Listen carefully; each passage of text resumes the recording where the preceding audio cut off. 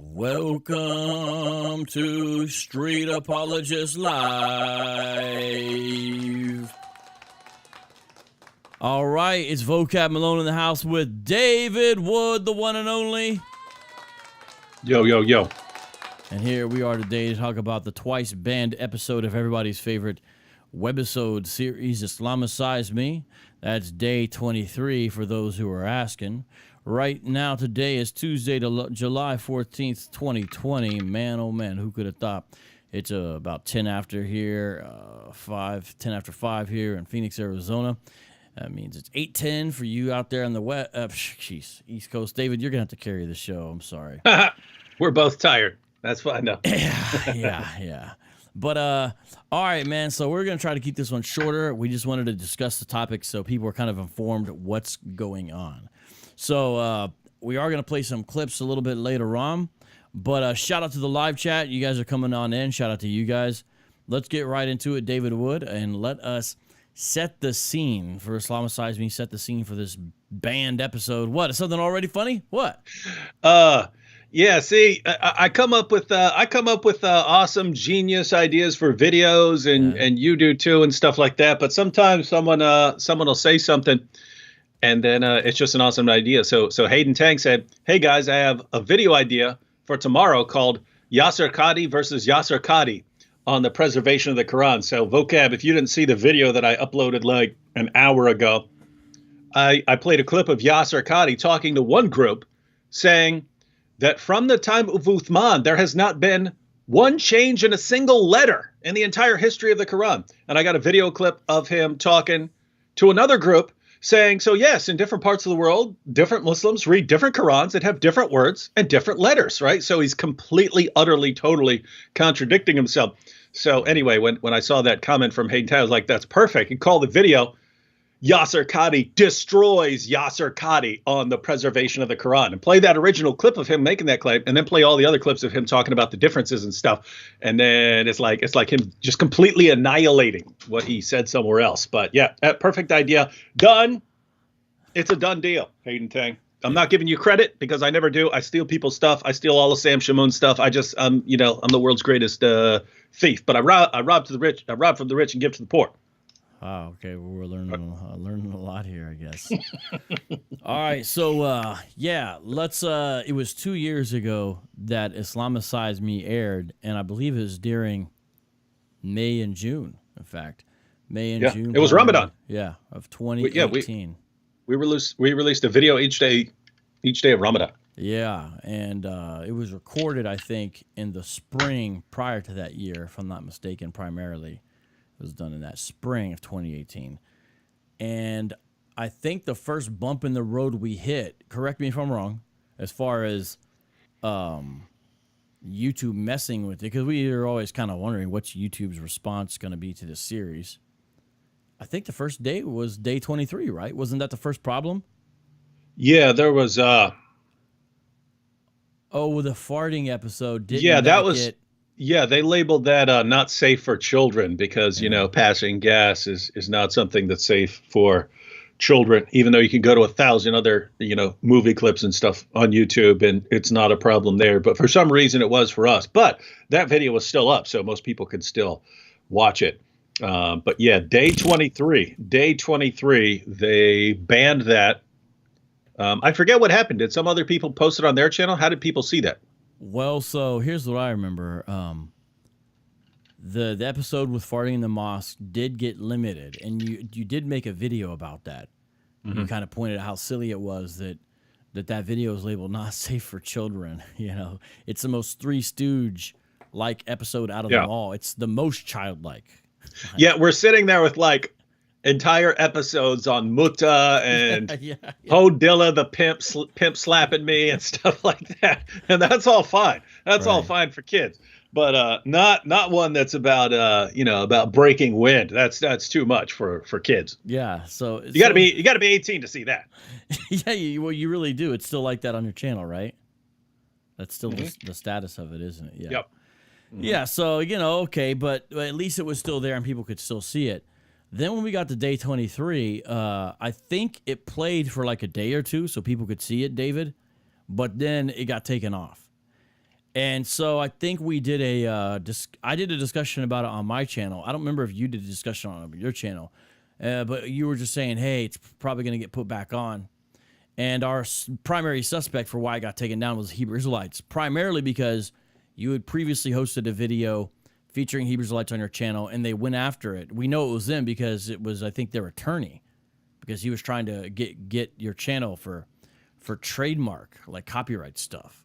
Yeah, it was stupid. And so that got cleared, but it was like, okay, anytime we do something on Hebrew Israelites on your channel, they're going to do this. So our thought was the Hebrew Israelites are the ones who did this. But about, I think, 3 weeks later, it got put back up, this day 23. Yep. So I think it has a lower view count than the others, but it's also one of people's favorite episodes. So can you explain the premise of day 23 within the series? And then I'm going to talk about what happened last week or this week. Yeah, so pretty much everything I post gets flagged as hate speech by someone. They may have been inundated on that one just because there are multiple groups involved in that one that would complain about hate speech. So the idea of that episode, and here's what's ridiculous, right? We're making fun of hate speech. Every video I've ever had taken down for hate speech has been me making fun of hate speech. Right. That's the irony. Yeah, it's like we have total just complete morons on the YouTube trust and safety team who just don't understand the difference between saying I hate this group and making fun of someone for saying I hate this group. Anyway, the premise of day 23 was that was one of our mad scientist level days. But that's where our characters find out that according to the Quran, their main enemies are the Jews. That comes right from Surah 5, saying that the pagans and the Jews are the worst enemies of the Muslims. And that particular, you have different stages in the history of Muhammad. At first, it was Muhammad saying to the pagans, hey, it's us Muslims united with Jews and with Christians, all the monotheists on the same side against you, pagans. Mm-hmm. And so that's what it was at first. And then Muhammad went to Medina. The Jews rejected him. They're like, what are you talking about? You're the most obvious false prophet in history. And so then it was, it's us, the Muslims and the Christians versus the Jews and the pagans. So Surah 5 is written during this time, and it says that that Jews and pagans are the ultimate enemies of the Muslims. And you have Surah 98 verse 6, which calls Jews the worst of creatures. And of course, later on, Christians rejected him too. And that's when it became Islam versus everything else. But you do have these passages in the Quran and the Hadith, which are putting Jews forward as the main enemies of Muslims. So anyway, our characters are fairly dumb.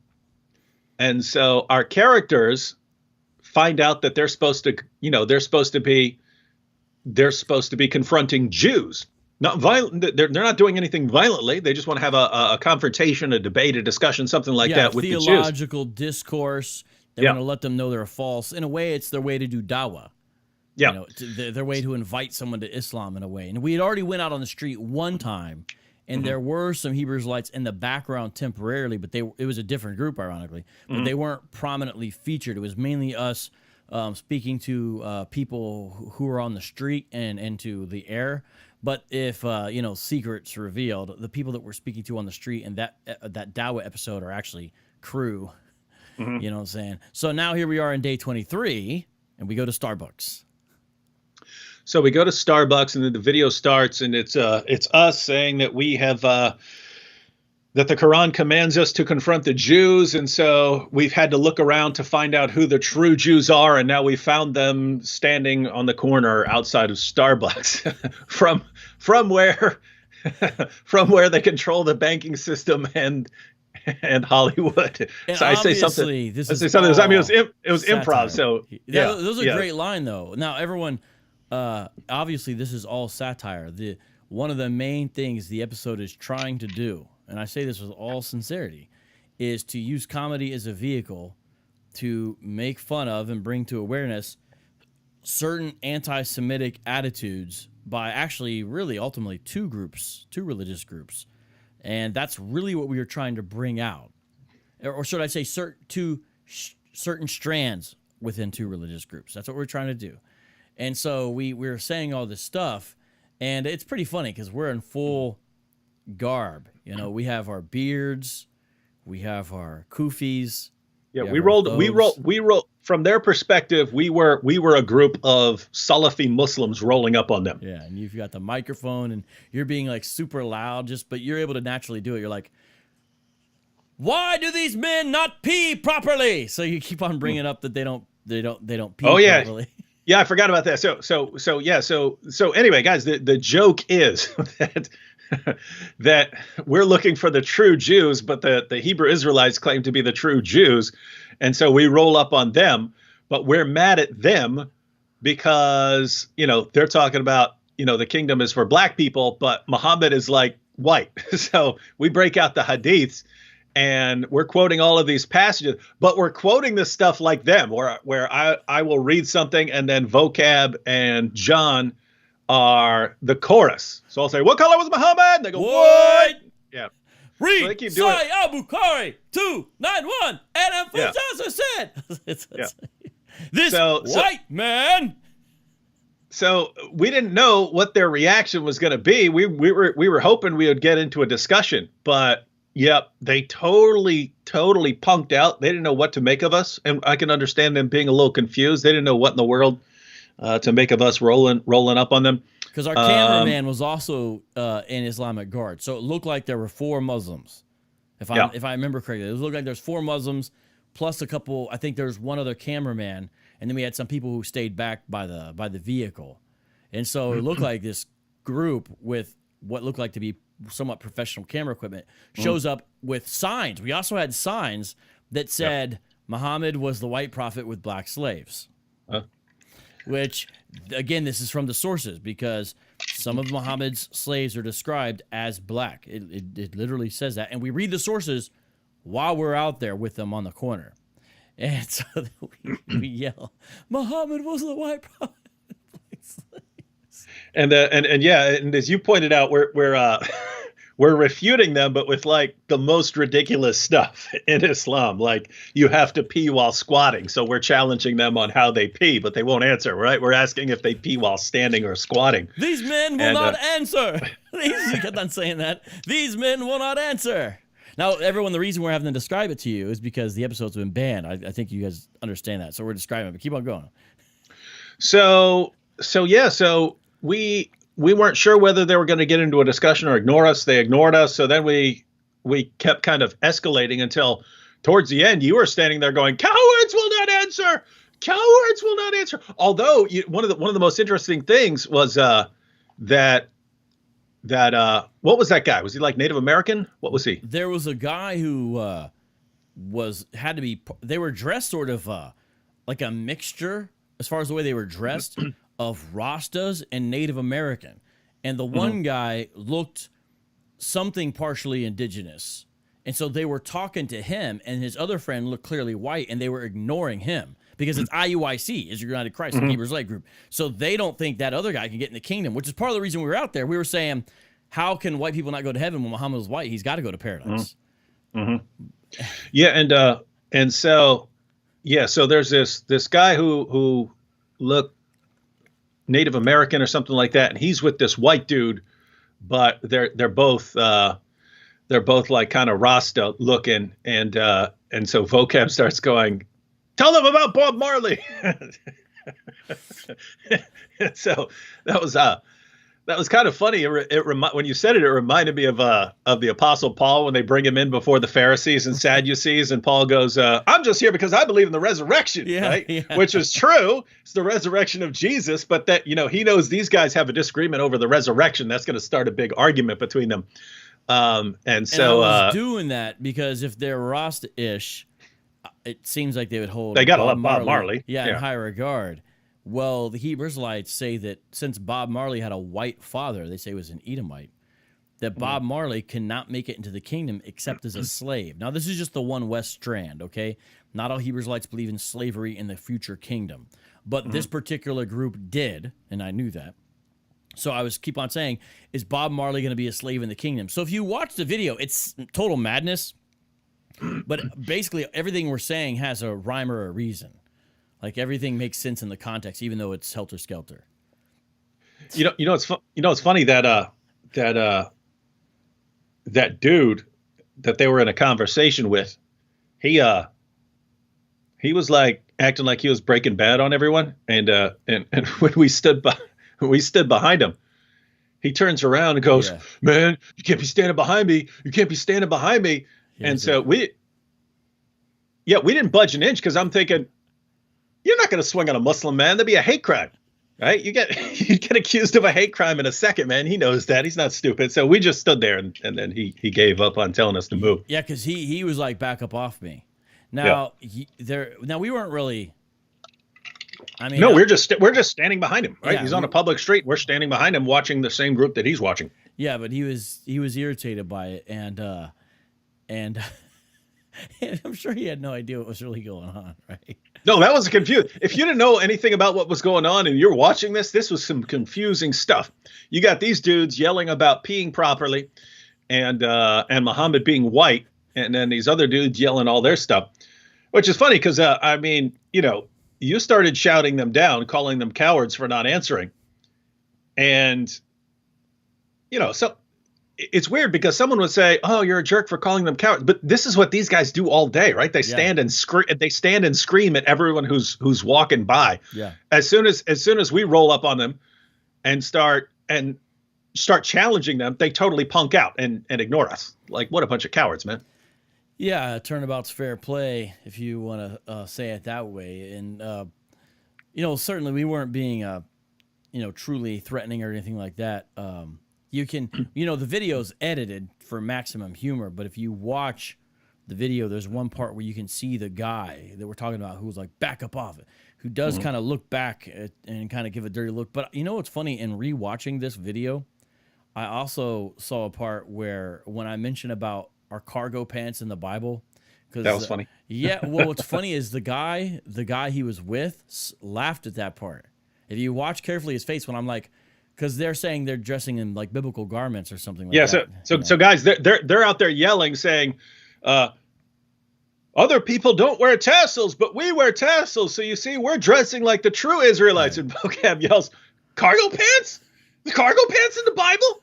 And and the other guy who they were ignoring, he couldn't help himself. He was more amused and confused. The other guy was more irritated and confused. And the Hebrew Israelites were just total cold shoulder. They just shut down all the way.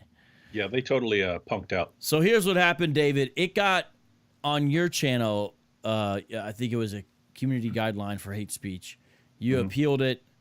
YouTube saw the light that it was making fun of anti-Semitism, I guess, and it got put back up, even though it got a lower view count, and it was like 3 weeks later, I think. Yeah, and Cheryl R. remembered what happened because I didn't remember if someone else posted it, but she said it had to be restored to David's channel too, so it's on his Minds page. But I think that's what happened when they took it down. I posted it on Minds and told people they could watch it on Minds, so people watched it there. And there are a number of channels still on that I'm going to share before we get out of here. I'll drop links in there in the live chat. So then, though, it's 2020, and I'm doing on my channel, David, the special edition of Islamicize, which you've told people about, and people definitely need to subscribe to watch it because we've enhanced it, made it a little quicker. Some of the edits are quicker. Added some more humorous music on certain little parts. Nothing major, but minor enhancements I think make it fun. Most people enjoy it, and it's the same thing, just bumped up. Like we even actually improved the audio a little bit on certain parts. Shout out to DJM for the super chat. What are your favorite upgrades in the special edition versus original Islamicize Me? Any Easter eggs to note in Islamicize Me special edition? You know what? Let me think about that. Maybe I don't know if David could. Well, go ahead. Well, all of the upgrades are cool because almost everything for the original series was just me editing. It was one. I would do one video per day, so I'd get up, pull out all the footage, do all of the editing and stuff. But I don't know how to do special effects and stuff like that. So, like there were a couple times where it was something that I couldn't do. Like I couldn't make Robert Spencer disappear in a cloud of smoke. I don't know. I have no idea how to do any sort of special effects and stuff like that. So fortunately, I have some guys who work in the studio and are tech guys and stuff like that. But I can't be called. That's their job. I can't be calling them every day, having them do all kinds of stuff for me. So basically, almost everything, almost all the editing was just me. So anyone who knows how to do effects and stuff like that will be able to make something cooler than I made it. And so it's pretty cool because someone who knows how to add effects, most of the work is already done. I've already, cut it all up and it's already in its own episode. So that allows someone to go in there with a creative eye and say, nope, needs to be this. Nope, needs to fix that. Nope, needs to do. I even remembered stuff like, because since we were uploading one episode per day, I was kind of in a rush, and sometimes I wouldn't even get the episode out till 1 or 2 in the morning or something like that. But I remember times when I was like, I wanted to add something and just was out of time. Like I wanted, like there's a time when John is at the doctor's and he winks, and I wanted to add that little ting. Yeah. And I looked, I didn't know how to search for that ting, ting, ping, right? I'm looking where I can't find any sound effect for that and stuff. And so, but I was, I sat there for like an hour looking for that. I'm like, that's insane that I cannot find this anywhere. And so uploaded it. And then of course in the comments, David, you should have added a little ping right when John winked. And I'm like, gosh, man. So anyway, that is in the special edition, by the way. Oh yeah. Perfect. Yeah, that what you're talking about, that's in there. My favorite one, that as far as I like the editing off the top of my head, I'm going to say the episode with the fly. I know this sounds like a weird one, but I really like the one he did where it's just John and David sitting there with the fly. And I don't know, I just like the little things he added and enhanced it. And so that's probably my favorite one because it's just little improvements. Then there's one other one, the Pimp Slap episode. I forget the days on these. That one had a lot. That's one of the ones that has more. So some people might say that's too much. It's sort of Scott Pilgrim-ish. If you know, like it's almost like maybe almost on the level of Batman onomatopoeia sound effects on certain spots. But I like that one still because like when you get upset, like fire comes out of your eyes and it's like has this guitar, like it's just all this stuff. And I like that. So I like that. The Fly, I don't know, maybe it's 4. I can't remember. I also like the editing on the Camel episode, the special edition. I like that. So I'm trying to remember what other ones, because I'm kind of rewatching them as they're being put out on the channel. Well, we dropped 23, but it's in the queue. So it hasn't been published yet, but it's getting there because the editor is going to show me, hey, here's what it looks like. He titled it, which I think was the original title, Dawa to Jews. I think that title is what got us in trouble. I think the idea of preaching to Jews is almost considered anti-Semitic now. Yeah, you should change that title. Well, we already did, but we're changing a lot more. A shout out to a Warrior Woman. God bless all 4 of you guys for what you do for Body Cross. Thank you, Warrior Woman, all the way from Australia. You should call it something like overtly like snowflake, band, snowflake, blah, blah, blah. Something where they cannot like. Well, you don't want any of the potentially banned words at all anywhere in there. Right. So what you just said is what exactly we're doing, David. So the editor has got a hold of day 23. He has beeped out most potentially offensive words. I'm going to show you guys a clip here in a second. So he beeped out a lot of the words. We have found out that our enemies are the beep. Exactly. That's exactly what it's like. So I'm going to show you here in a second. And we changed the title. It's going to be called the Snowflake Edition. And it's dropping this Thursday. And I don't know, David, if you at some point during the show can do a 5-minute discussion about like freedom of speech and various platforms and all that. Because the reason I say that is if you're able to do that, after I show these clips, and that could be kind of the end of this, I could upload it and have it ready where the link will already be ready for this Thursday. Because it's already sitting there. Oh, wait, there's one other change I wanted to make. Scratch that. There's one other change I wanted to make. I wanted to put the verse about peeing properly. I wanted to have it on the screen. So actually, I might not do that. But I can show clips here. So forget about that. You can still talk about the other stuff, though. You ready to show some? This is a sneak preview of the new episode that's going to be coming out. It's Day 23 Remix Snowflake Edition. All right. I think the only person that might have seen this is maybe D New. She might have seen this. And shout out to Brenda for the super chat. Thank you. And everyone, by the way, I know most people do, okay? I'm not trying to be funny, but hey, subscribe to David's channel. Make sure you've hit the bell. And guys, if you're from David's channel, hit subscribe on mine as well. And look, hey, if you don't like all the kind of content I do, don't hit the bell, but at least subscribe. Help me out. And hit the like button on this and share this link. All right, so let me show you a couple sneak preview clips here. All right, I got it ready. Oh, you're not going to be able to see it, David. I can see it. I'll see it on a delay because I have the live stream pulled up, so I'll see it on a delay. Okay. So you just start talking afterwards. Okay. All right. Well, I got it up. I'm gonna play. Let me turn up the volume here. So I don't want to give too much away, but I do want to give the intro away. Here we go.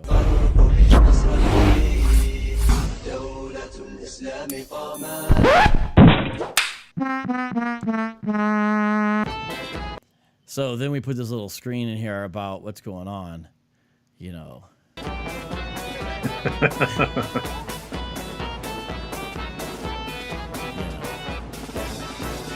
Peace be upon them. All right, so I'm going to skip through it a little bit. I'm going to show a couple parts here. So there's Sam, you know, hello Hogan, right? And there's an example of some of the special effects real quick. Watch a little rocket shot. Stars like my pythons are sent as missiles to attack them dirty gin. Oh yeah, for you. So he puts music in the background. So you see some of the changes and stuff. Hey, shout out to David Sutherland for the super chat as well. All right, so there's that. Now let's go. You know, I think this episode doesn't actually have the backpack in it. Okay, so watch this discussion. This part's kind of funny. So you're going to get the idea. Poisoned by almost every day for weeks now. Yeah, you know, they poison the messenger of Allah. They're probably poisoning us, too. We know they're poisoning us. Why else would we keep getting sick? We need to take it to them. Yeah. That's what we need to do. We should go find some. We need to take the to them. Since I'm sick, I think we need some apple juice. Oh, yeah, let's go. Dude. What? Oh, well, I mean, I'm watching it on a delay, so I don't even know what you're seeing. So I'm seeing the delayed version, but it sounds worse. It sounds worse 'cause with the beats. It sounds like we're cursing. Yeah, well, it reminds me of a video my sons showed me. It's where they took the count from Sesame Street, and when he says he likes to count or something like that, they beep it out, but that makes it sound like he's saying that he's doing something else, right? So anyway, the sound, just by them beeping stuff out, it makes him sound like he's a child molester talking about doing all sorts of perverted stuff. And so just that little part I watched right there so far, yeah, actually with the beeping, sounds like we're cursing a bunch. Yeah, no, it's definitely funny, and that's exactly what the intent was. And so everybody needs to watch this. We're not going to show the full thing, obviously, and you can't get the full effect. I'm just going to show a couple more clips, though. It's going to air this Thursday on my channel, so youtube.com/vocabulary, and you need to watch the Snowflake edition. But I will show a couple parts because I do find this funny. Here we go. Check this out. The true. They stand on a corner here in Phoenix, from which they control the media and Hollywood. And so we are here to confront them.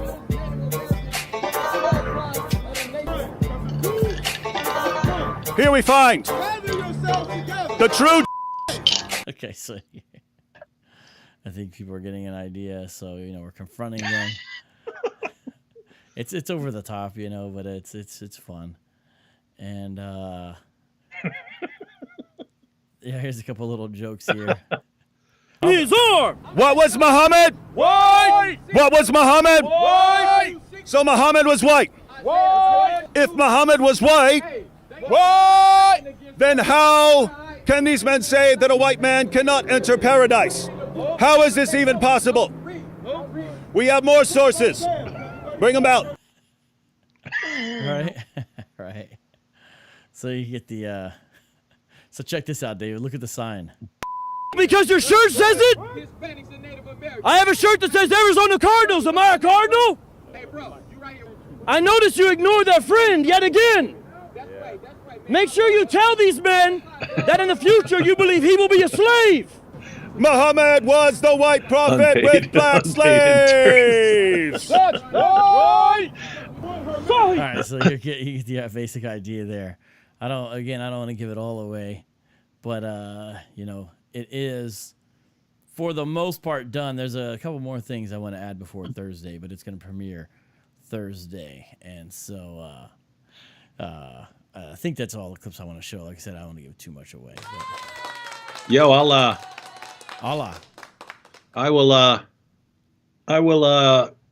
plug that for you when that comes out, because that's funny. You don't know how many. I could just make videos every day on how lame YouTube is with its policy. Check this out. Check this out. I had a video here. Well, it's longer than I want to explain, but here's the deal, right? Almost all my stuff is demonetized, right? Right. But historically, they would never tell you what your video is being demonetized for. Mm-hmm. Now they updated that recently. To where they put it in some category, right? So I thought of this. So a lot of my stuff I don't even try to monetize because there's no point. There's no point. But once they came up with their categories, they say these are the things that we will demonetize. I was like, well, making fun of the YouTube trust and safety team isn't on there anywhere, right? So let me go ahead and make fun of the YouTube trust and safety team, and then monetize the video and see what excuse they come up with for demonetizing it, right? So I did that. So I monetized the video, and then they demonetized it, which is fine. It wasn't going to be monetized anyway. They demonetized it, but in their explanation, it said the video is hate speech against a protected group that is not allowed to be criticized. The only group I criticized in the video is the YouTube trust and safety team. So notice now I get to, because of that little fun experiment, I now get to make a video about how the YouTube trust and safety team has declared themselves a protected group. And it's even what they say about protected group, a protected group based on their natural characteristics, and you're not allowed to say anything offensive that might hurt their feelings and stuff. So the YouTube trust and safety team now has declared themselves to be a protected group based on their natural characteristics, which what are their natural characteristics? Like narcissism? What is it? I don't know. Anyway, it's actually pretty fun. Pretty fun. So they make it easy. All right, so I look forward to seeing that one as well. All right, so what I'm doing now, everybody, is I'm putting the places where you can still watch versions of Day 23 online, okay? And I'm going to put this in the final description box of the video that comes out this Thursday as well. So I just dropped the first link in the live chat, and what it is it's to the Facebook special edition, because all the other ones are the original version, so you can't see the original version, or you can't see the special edition except on Facebook as of now. And so I'm going to drop the links to the original version. There's one at 720. Now, I do need to give a quick caveat. Just because I'm giving these links here, I'm not necessarily familiar with all these different YouTube channels. I'm not co-signing anything these folks, although I appreciate them uploading it, may or may not do or have not done. I'm just saying here's a place where you can find episode 23 online. That's really cool. And so I've actually dropped the special edition one via Facebook, and I've dropped a grip. So I'm actually doing a bunch, including one of them's on Nate2D2's channel. So shout out to him. I just dropped 3. They're at 720 res that are all on YouTube from the original Day 23. And now this one's a little lower res for whatever reason, but I'm just cataloging it so everybody knows where they all are. I just dropped that one in there. So that is actually 5 places already. And now here's another one. It's a shorter version where a guy edited it just to sort of the confrontation part. And it's 8 minutes long, so it's shorter, but I dropped that link in there as well. Now, the only place that it's online that I have not linked to is one particular channel, because I didn't want YouTube to come after that channel again for that episode. I mean, you guys could probably guess what that is. And I also put the commentary when we did a commentary 2 years about it being banned. I put our initial reaction up there as well. So there's one other channel that I did not link to that all of you should be able to figure out where it is. Because what I did is in my appeal, David, I told them this. I said, I tried to speak their language even. I said, this is designed to be for educational purposes. We're using satire as a vehicle to challenge bigotry and to promote anti-racism, right? This whole thing about that, because we are pointing out the troubling trends of anti-Semitism. And I even mentioned a book that's written by a secular Jewish author called How to Fight Anti-Semitism, and I said we're doing it in a similar way as this author, Barry Weiss, a New York Times author, prescribed. This is all in my appeal. Like Whoa. Huh, what? Barry Weiss? I believe that's her name. I think that's her name. No, that's very interesting. You didn't see the news about Barry Weiss today? No, why? I was about to post a video about her. I know that she's been standing up to the younger snowflake radicals at the paper. She just resigned from the New York Times, and she wrote one of the most epic smackdown letters of all time. She's saying the real ultimate editors of the New York Times are Twitter mobs, and they control everything they say. She said every time they're editing something, the obsession is, what are people going to say about this on Twitter? And she's saying she can't function like that. And she calls them all a bunch of sniveling cowards, and it's phenomenal letter. Oh wow, I didn't know. That's fascinating. I did not know that. So she's a woman of the left. Everyone must understand this. Barry Weiss is a woman of the left. That's my understanding. But I think she's more what you call a traditional or classical liberal, where she's not so squeamish about actual free speech and stuff like that. This is my understanding of her position. But she has a book called How to Fight Anti-Semitism. And she did an interview, I think, on Joe Rogan. I forget where she was, but some other stuff. And, she's an accomplished journalist, but she did some stuff on this prior to this happening, because I didn't know this happened, where she was saying that what happens is the older sort of liberal establishment at the Times and other journals, papers, whatever, they hired people coming out of college that they essentially thought were like them, younger people who they thought had similar positions and would carry on the mantle.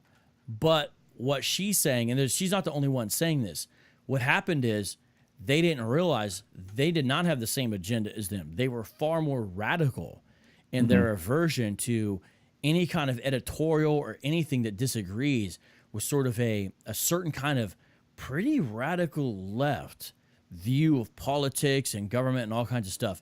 And what she said is the younger ones are controlling the paper and ousting the more established ones, and it's just a madhouse. And it's a violation of she feels like what should be proper journalistic standards and everything. And I didn't know about what you said. This is what I do before, but I mentioned her because she had this book called How to Fight Anti-Semitism, and I just said, but it still got rejected.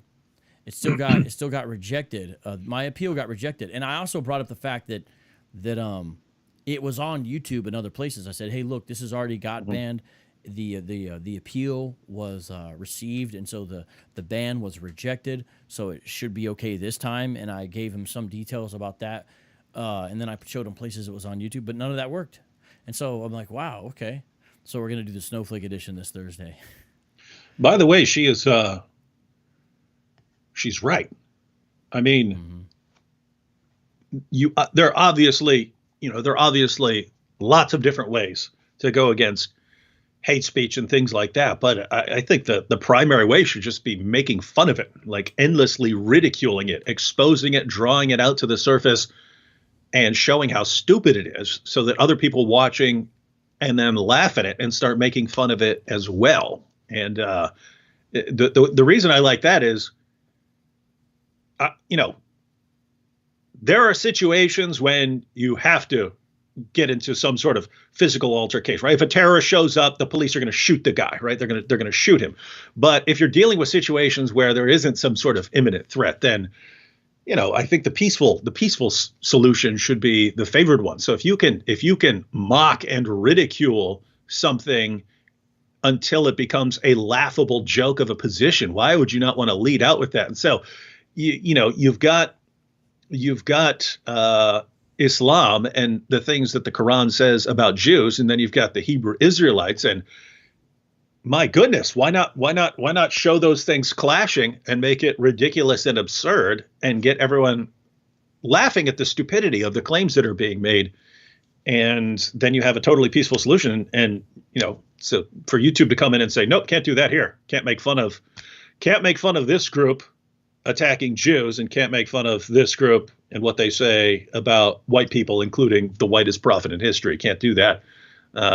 It's weird because it's like they're when I see that, it's like they're protecting the hate speech. It's like, so nope, you can't criticize this hate speech on here. Yeah, it's bizarre.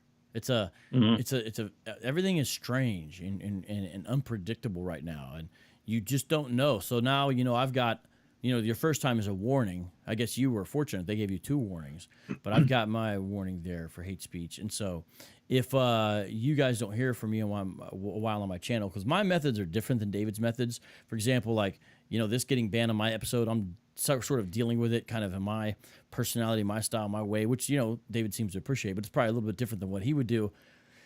And so what I mean is I probably won't push things too hard. You probably find me, if I get strikes and different things, you probably find me being quiet about it and maybe doing some stuff on other people's channels for a while and doing stuff on other social media platforms until I'm within a safe range. But even that, because there's like the 30-day and the 90-day, I forget all the things, the week, even that is still risky because David, they can go back to old stuff and all of a sudden declare it hate speech, even though it's been on your channel for years, even a decade, and they'll stack. Yeah. So you don't have to necessarily do anything new.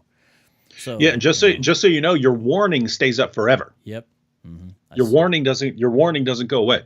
Even though I got my warning on something that's totally bogus. The one I got my warning on was me and Robert Spencer, and we were having a discussion about the United Kingdom, Great Britain, locking up Tommy Robinson over reporting on some trials that were going on. So apparently they can lock you up, but it's ridiculous to say that people in America can't comment on that and say, hey, guys, it's kind of ridiculous to throw someone in jail for reporting on a trial that had already concluded.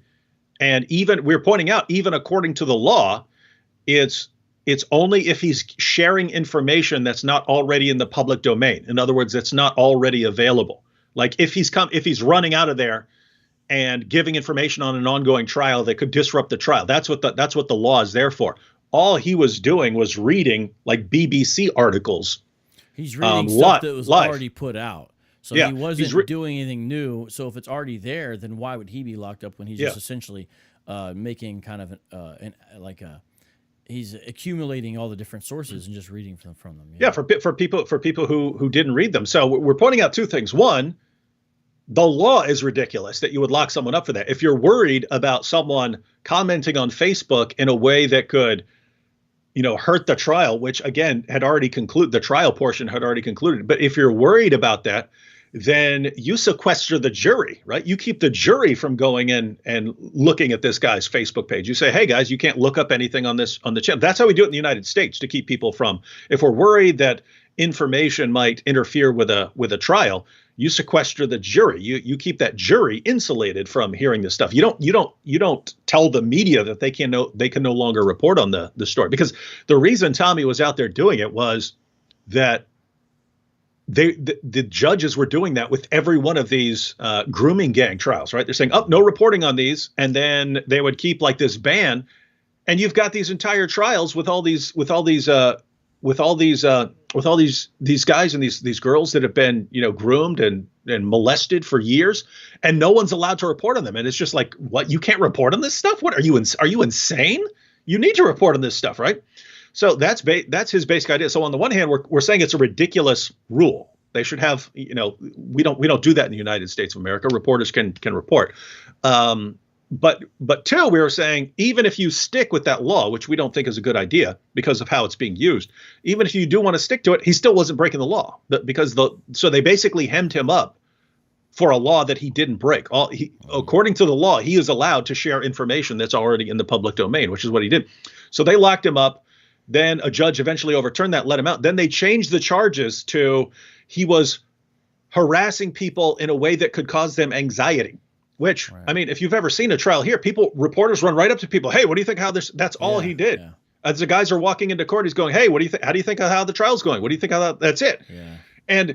And so it was just, the level of insanity was, even as Tommy Robinson is going to his trials, he's got reporters, the BBC and all these media outlets running up to him going, Tommy, what do you think of blah, blah, blah? And he's going, I'm going to court right now for exactly what you are doing to me. I'm walking into court and you're asking me a question. That is what I'm on trial right now for, and I'm going to jail for. So he's pointing out the hypocrisy and the absurdity. Anyway, all Robert Spencer and I do in that video was point out this absurdity, and YouTube banned that as hate speech. I appealed it. My appeal was rejected. So they affirmed that us criticizing the British legal system was hate speech. And that is my current ongoing warning that never goes away. So that's the only current strike I have on my channel, is that warning strike. Yeah.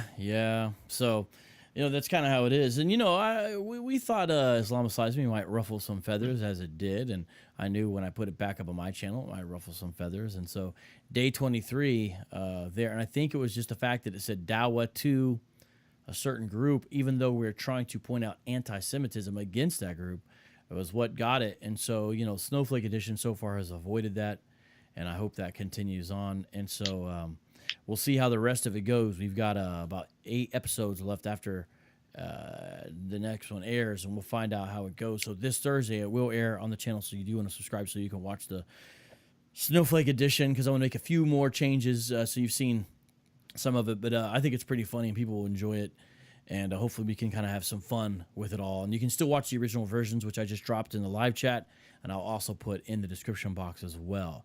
So there it'll be as well. So with those things being said, my thought is we stick around in sort of the mainstream playgrounds as long as we can, and do everything we can before we're forced off into other places. Because I don't like to be Chicken Little, but it's also, you want to be aware of what's going on. And so I see some people mentioning Parler. I know some people mentioning BitChute, and some people mentioning Minds. I don't know if there's others. I thought it was pretty cool. You just had the CEO of Minds on there. And so far it seems like Parler's treating you well. So I like to see that. It'll be a while before hopefully I have to jump over to those as well. But who knows? It seems like eventually there'll be some legit alternative. But well, it's I mean, it depends, right? I mean, we're at a point in history where it could go either way, right? Mm-hmm. The main platforms could realize at some point, hey, there's no way where we keep going this route that we're going, banning speech and stuff, that doesn't end with us destroying our own platforms and losing all our money. The more people we upset, the more people go to these other platforms, we're destroying ourselves. Twitter doesn't want to lose half of its users from going to other platforms because they started banning people, right? They all want to do it nice and slow, right? We'll ban this guy, we'll ban that guy, we'll ban this guy, and so on. So there are a couple possibilities. One, the platforms realize that that this route ultimately is bad for their business, right? There are people that you have to ban. There are people who are breaking the rules, and you can ban them. But that's not what they're doing. They're banning people for just being on the wrong side of some issue, even if it doesn't break any rule at all. And they've even said that YouTube has banned people or shadow banned people and said this person didn't break any rules, but we're taking him completely off the platform in the sense that, yes, his videos are still hosted here, but you can't find them. So they'll do things like that. But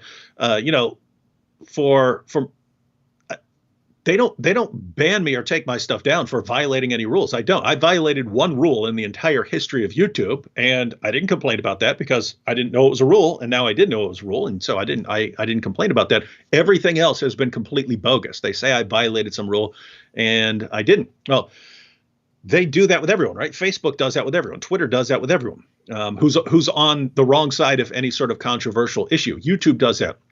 So they keep banning people, but you eventually get to a point where you're going to have some sort of exodus. And I think they could feel that coming. So they don't want that. That would just, I mean, the second you have some serious viable alternative to YouTube, the whole system comes crumbling down because you're going to have this instant exodus, and then you're going to have them scrambling to get people back. and it's already too late. People are going to love this new platform that they're going out there on. So they understand that that's bad for business. So one is they could actually learn that what they're doing is gonna screw them up in the long run. Two, the government could step in. The government could, in theory, still step in and revise Section 230 of the Communications Decency Act, which is what allows these platforms to keep banning this content. So it's because of a clause in the Communications Decency Act. Normally, if you're controlling what kind of content is on your site, you're considered a publisher, and you could be sued for anything that's on your site. The Communications Decency Act, in order to allow the rise of online platforms, said that the host can't be sued for the content that's on there, because that's just a platform for other people to post their content. So the host can't be sued for the content that's on there.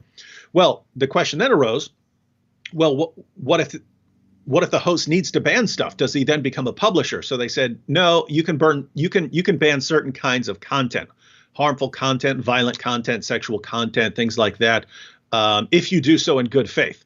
Well, all of these platforms, just notice, in good faith is kind of vague, right? It's kind of vague. How do you know if someone's doing something in good faith or not? So they basically all ran that, and they just all have trust and safety teams that are loaded with people who are banning all kinds of content that they just don't like. And according to the actual law, they're not allowed to do that, right? As soon as they start controlling the content. Now, guys, keep in mind what you could do here, right? If you wanted to have a restaurant, and you didn't want a certain people of a certain race coming into your restaurant, you're not allowed to do that in the United States. You can't say, hey, black people are not allowed in my restaurant. You're not allowed to do that. It's illegal, right? But notice, you can make up some other rule and only enforce it on black people and do the exact same thing. You keep them out. So what you're doing is you're not allowed to just say, hey, I don't want black people in my restaurant, but you'd be doing the same thing by saying, no one with skin is allowed in here, but you only enforce it on black people, and then you keep them out, and everyone else you just don't enforce it on, right? So that would be people who, you make up some rule that everyone's violating, but you only enforce it on them. That would be one way to do it. One way to do it. Another is to make up a rule that people aren't violating, but to just say they are. So you make up a rule and you say, hey, no nudity in here. And anytime someone of a race you don't like shows up, you say, oh, you can't come in here. There's no nudity. They say, what are you talking about? I'm not nude. They say, yeah, we've decided that you're nude. And then you could keep those people out, right? That's exactly what all of these platforms are doing, right? They're saying, oh, we have a policy against hate speech. And as soon as you say anything they don't like that's not hate speech, that would not be considered hate speech by any legal definition, they say, oh, nope, you violated our hate speech policy. Really? What hate speech policy did I violate? I criticized the British legal system's banning of reporters from reporting on grooming gang cases. Where's the hate speech that would stand up as hate speech according to any rational person in the world? Nowhere. But we just wanted to ban the video. So we're calling it hate speech. So now they can just say you're breaking. So notice, anything you could say. You can say, I like peanut butter and crackers. And they can say, oh, yeah, we decided that's hate speech, and therefore we're banning your channel for it, right? Notice all of this, they're not doing what the law says they're allowed to do. They're allowed to ban certain kinds of content, and it's supposed to be sort of extreme cases, and they're not.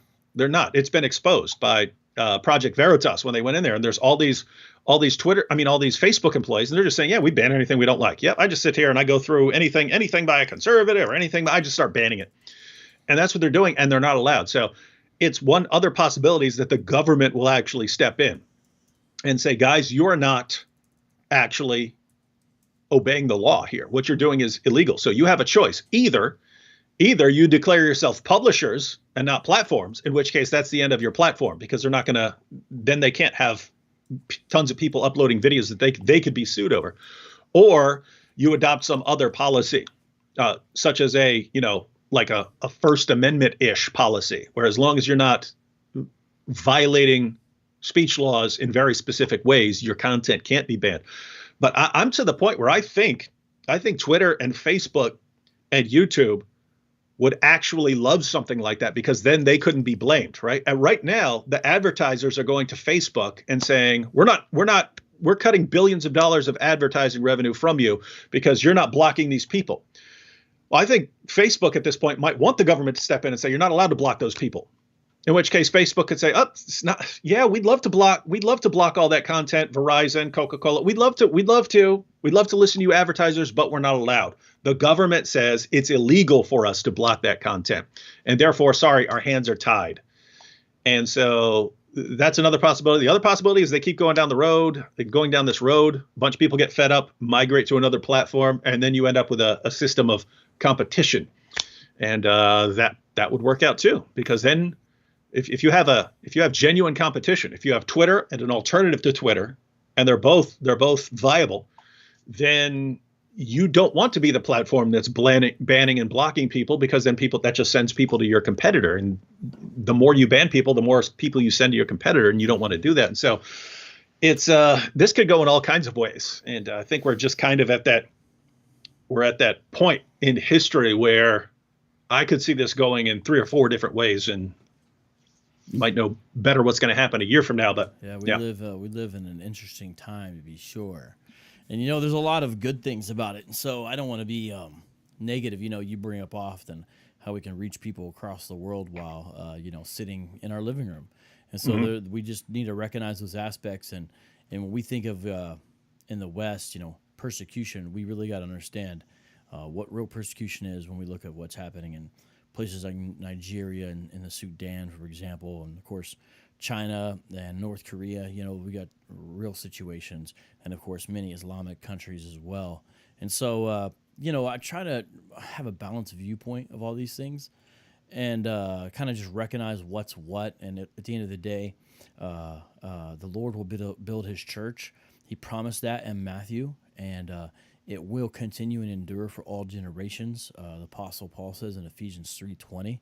And so we can believe that and know that, and do our part and work while it is still light. I understand that ultimately that has to do with a different thing that the Lord's talking about. But I think you could apply it to sort of Christians' work on social media, which is very influential to the way people think these days. And so just kind of working while it's light, because when the moment passes, then we'll say, well, remember the good old days when we were allowed on the platforms and all this? And so I just try to be a happy warrior in the meantime, and I hope everybody else can do that. Oh, people are saying I'm a little quiet. Sorry about that. Shout out to Castro, a.k.a. Richard James, by the way. That's my man. My old roommate used to DJ and make beats and stuff for me. My bad. Turn myself up a little bit. My bad. Yeah, so... I think that, and so one last time, let me break it down. What's going down, everybody? We are re-airing Islamicize Me, the special edition, here on my channel. And day 23 got banned, but we're going to put out a special remix, sort of softy soft version that's going to air this Thursday. You definitely want to check it out. And then after that, we've still got day 24, day 25, day 26, day 27, day 28. Day 29, day 30, and the epilogue. And so this is still going to happen. I guess that will take us all the way until September if I'm doing my math right, because I air them every Tuesday and Thursday, right? And then, of course, other stuff pops off on the channel as well, so check that out. And shout out to Hindu Historian, who became a channel member. So if you have the little Thundercat logo beside you and can put in the Shitara, Tigra, Panthro, or Lion-O logos, looks like Elizabeth just did it too as well. Those are the Thundercat emojis, as well as the Thundercat, and then with the claw. I see Nate's got the claw there. And later on, after I have it a while, I can add some more later on. I use the same artist that David used, and so that's exciting. I still wish they would link up my the T-shirt thing. They haven't done that yet, but at least I can do channel membership, so that's cool. But we'll see what it is. If they demonetize us, that's one thing. Deplatforming is another. But David, the last thing kind of on this, for a while I thought, well, they won't mess with too big of people. But I don't know much about the guy, so I'm not vouching for him. But the guy that just kicked off recently, I guess he had 1 million subs. Yeah, he had close to it. Yeah, so that makes me think they're willing to kick off somebody who has a lot of, still. They are, but yeah, it's they are trying to slow cook everyone, right? Mm-hmm. They don't want to just ban 100 big channels at once, right? They want to do 1 or 2 here, 1 or 2 there, and kind of go down the line. And yep. Because, that's how you avoid some sort of big exodus. If you ever had a situation where, people who had a combined 100 million subscribers and those people all said, hey, we're migrating over to this platform, then, you just lost a large chunk of your users. Yeah. And, the whole, let me say it this way. We were talking a little bit about Barry Weiss, and she was saying that the sort of younger left is more radical in their desire to curtail free speech because they consider almost anything that makes you feel bad as harmful towards you. So that's how they can call it hate speech. It's almost like an idea of comfort. So therefore it's harmful because of the way it in essence feels, especially if you're sort of meet certain criteria based upon the intersection of certain groups they view as oppressed and therefore protected classes. There's a whole matrix in a lot of the younger left's mind that's quite convoluted, but they're ruthless in how they carry it out, right? With that being said, I'm not sure if we on sort of the quote other side always appreciate the pressure that I think that some of the social media platforms actually are getting from sort of a more radical element, sort of their kind of on their own side in a way, because they push way hardcore. I think you saw that with the situation with Crowder and that guy on Twitter a while ago. But go ahead. Yeah, it's a similar situation to what we were talking about earlier with Barry Weiss and the New York Times, right? Yeah. If the New York Times publishes anything that is going to offend anyone in the Twitter mob, the whole mob rises up and they just complain 50 times louder than anyone else does. And so they can actually, get their way with something like the New York Times. Well, what happens with Twitter and Facebook and YouTube, you can have the mob go directly for them, but it's much more effective for the mob to go to the companies that do the advertising there, right? So it's quicker for the mob to go and complain.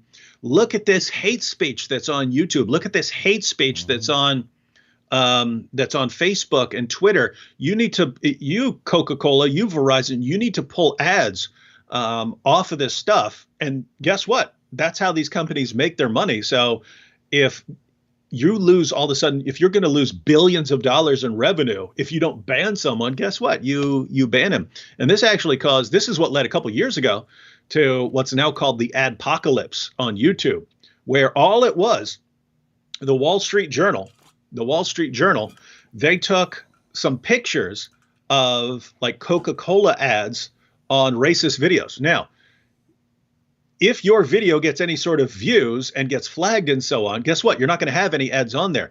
The videos that they went to, the Coca-Cola ad was only on there because the video only had like 200 and some views, right? So it had never had a viewer who actually flagged it. And apart from that, in the main one that was used, it only had ads in it because the dude used a clip of something else that was monetized. So that revenue wasn't even going to him. It was going to the clip that he used from somewhere else's channel that he was criticizing and so on. But basically the Wall Street Journal, they put these pictures up and they said, look, you pay money to Coca-Cola. Coca-Cola gives your money to YouTube. YouTube gives your money to this white supremacist. And so you better do something about that chain. And then what happened? Coca-Cola and all these other companies said, "Well, we're not giving money to you to advertise our product until you deal with this problem." And here's where you get to the real problem, right? They were concerned about white supremacist stuff. You're right. There shouldn't be ads on white supremacist stuff. But if you're the YouTube trust and safety team, now you got all these college students coming out of their safe spaces. And as you put, they've been trained that anything that hurts their feelings or anything they disagree with is hate speech. So now they get the order. You have to ban hate speech. Well, hate speech to them is anything they happen to disagree with. So they start banning content left and right. And it's just not pretty. They put us in the same category. Now think about what we do. We make fun of really, really stupid and violent stuff. We're criticizing hate speech. We're criticizing violence. But since we're criticizing Muhammad's command to violently subjugate people, or Muhammad's statements about Jews or something like, because we're criticizing that, they actually lump us into the same category with like racists and the KKK and stuff like that. So you're just in this insane situation right here. So, but anyway, since things are like that, it's just a situation where, like you said, we can be banned any day, right? I mean, I get stuff banned. It's something I posted 7, 8, 9 years ago. Well, guess what? They could give me a hate speech strike for something I posted 7, 8, 9 years ago. Well, they could easily do that a couple times. You do it 3 times in a day. Boom. Yeah. And then shout out to Carolyn R for the super chat. Thank you, and to everyone else who gave super chat. I try to mention everybody, but shout out to some classic folks we got in here: Gerard Perry, Carolyn, Carol, Sarah, John 317. Thank you as well. Warrior Woman holding it down. Even Judah the Lion, our favorite Hebrew Israelite. Sometimes we call him Judah the Chameleon, but we still love him. He needs a hug. We love you, bro. Don't worry about it. Hey, shout out to you, Lisa. Analytical chick. I see you in here as well. Mr. Phil Fox, my favorite, man. Good guy right there. Snoopy, Marilyn Murphy, just some great people. One thing I love about Islamicize Me is the way it brought together a lot of community and like-minded people. And I've really been blessed the past 2 years from it. And a lot of it I owe really to that. And so I'm thankful for that, so shout out to you, David, and everybody else. Just know that I don't take any of that for granted, not to be all cheesy, but life is precious. Each moment is precious. And I try to enjoy it because God is good and we just don't know what tomorrow holds. And so try to bring him glory and have some fun along the way. And shout out to Jonathan Soko as well. And so that's what we try to do. Not that we always get it right, but that is what we're aiming to do here. Shout out to Isaiah Braxton as well. Just some great, great people. I do hope everyone pays attention to what we got coming up because we're going to rock the rest of the special edition, including the special snowflake. And, if you're a YouTube commenter or you have a channel, just be wise. Kind of, guys, realize that cursing the darkness, as they say, is not a good strategy. What I mean is just kind of like, and then don't do anything. We should be really wise in how we go and have a sober view of reality and don't lose our minds and say, what's the best way to navigate right now? Because we just really need to be wise and cautious and also creative and clever. And look, at the end of the day, if we get kicked off or persecuted in earnest, then that is what it is, right? The Lord says that could happen. But, we just gotta recognize what's going on and just be wise, you know what I'm saying? And how we roll, realize what's popping. And so shout out to you guys, the smart ones, the wise ones who are harmless as doves and yet wise like serpents. And David, thanks for coming on today, man, and bringing light to this. I appreciate everything. I do hope I can do something with you once a month because we haven't been doing any boom boom rooms. And you know what I'm thinking, David? I'm thinking after Islamicize Me airs, I am considering, I haven't talked to you about it yet, uploading boom boom rooms, but I don't really want to mess with those in the edit. I kind of like the way they are, no special edition. I tried one time where it was like a live studio audience, but I kind of didn't like the way it turned out. I want to kind of essentially keep the way it is, but just put them back on the channel so we can at least premiere them together. At least that's what I was thinking. But final words from you, and thank you, Carol, for the super chat and just being around. You know what I'm saying? And Judah the Lion, why are you misbehaving, man? You about to get Judah the Lion's about to get kicked out. And guys, save videos. I save most of mine, but it becomes difficult. Help us out. Save stuff, repost it, do all that kind of stuff. And that'll be appreciated. Oh, and I got a special treat. I do want to tell you guys a special treat coming up. And then David, you got the final word. Of the editor took together clips from from the different blooper episodes because we had all of our bloopers separate. But what we've done is combine them all together. And so we've got this ultimate blooper reel coming at you pretty soon. And I just think it's the funniest thing. It airs actually I think, Friday the 17th. I'll drop the link in the live chat. And, man, it's funny. It's got a part of the deleted scene in there and just the way he put it together and everything. It's just great work. And so there's a very special treat coming up of the blooper reel you definitely want to see. So do not forget about that as well. And I'm going to drop that in the live chat. And then, David, final word is yours, my man.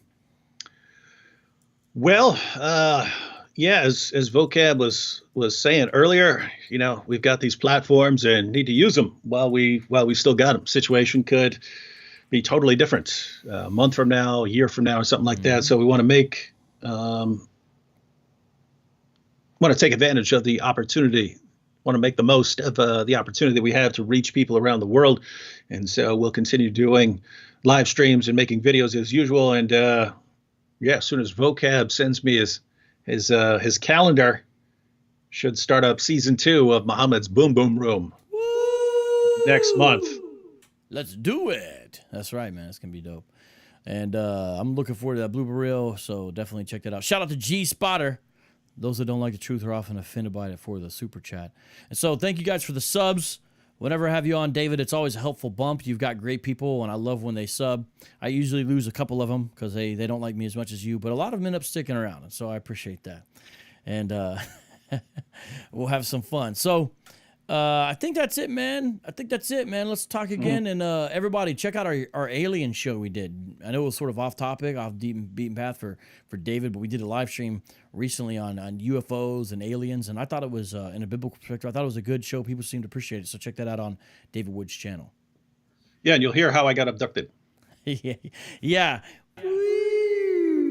All right. This has been Street Apologists Live, where we make apologetics fun again. And dope.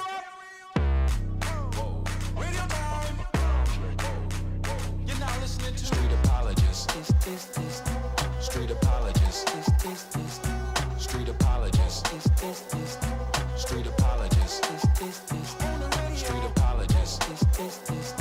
Street apologists.